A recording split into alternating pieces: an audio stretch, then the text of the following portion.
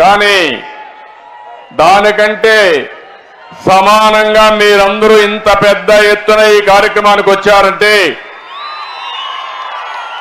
మీ అందరికి కూడా ఇటు తెలుగుదేశం అటు జనసేన నాయకులకు కార్యకర్తలకు పేరు పేరున మనస్ఫూర్తిగా నమస్కారాలు, ధన్యవాదాలు. మొట్టమొదటిసారిగా నూతన సంవత్సరం 2024 5 సంవత్సరాలు నరకాన్ని అనుభవించాం. నరకం అంటే తెలియదుగా, నరకాన్ని అనుభవించాం. నూతన సంవత్సరంలో అంతా శుభమే జరగాలని మీ అందరికీ కూడా నూతన సంవత్సర శుభాకాంక్షలు. మళ్ళీ సంక్రాంతి వస్తా ఉంది, తెలుగువారి పెద్ద పండుగ. అడ్వాన్స్ గా సంక్రాంతి శుభాకాంక్షలు కూడా మీ అందరికీ తెలియజేస్తున్నా. ఒక పక్క నూతన సంవత్సరం, ఇంకో పక్క సంక్రాంతి.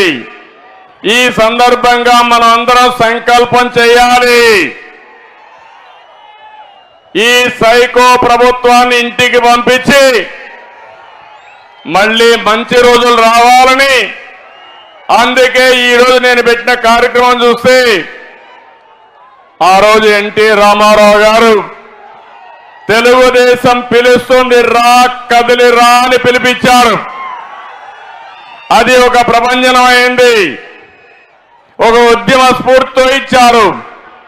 అప్పుడు పార్టీ లేకపోయినా ఆ పార్టీకి సారథులు ప్రజలే సాన్నిధ్యం వహించి గెలిపించే పరిస్థితికి వచ్చారు.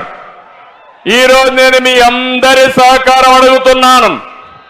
ఈ రాష్ట్రాన్ని కాపాడుకోవడానికి రా కదలి రా, ఇది మీ అందరి బాధ్యత. మేం వేదిక పైనుండే వ్యక్తులమే కాదు, నేను పవన్ కళ్యాణ్ గారే కాదు,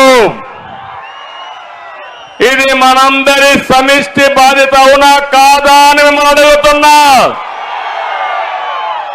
సమిష్టి బాధ్యత అయితే రాష్ట్రాన్ని కాపాడుకుంటామని గట్టిగా చప్పట్లు కొట్టి హర్షాన్ని ఆమోదాన్ని తెలియజేయాలి. ఈ రోజు మనందరం చేసే సంకల్పం తెలుగు జాతి ప్రపంచంలో నెంబర్ 1 గా తయారు కావాలి. అది చేసుకునే సత్తా మనకుంది, తెలివితేటలున్నాయి.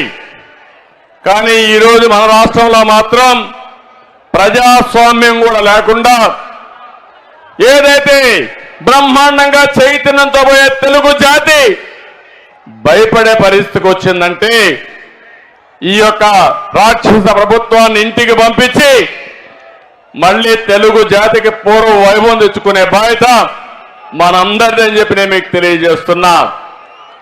నేను ఈ కార్యక్రమాన్ని ఎక్కడ ప్రారంభించారంటే ప్రకాశం జిల్లాలో ప్రారంభించారు.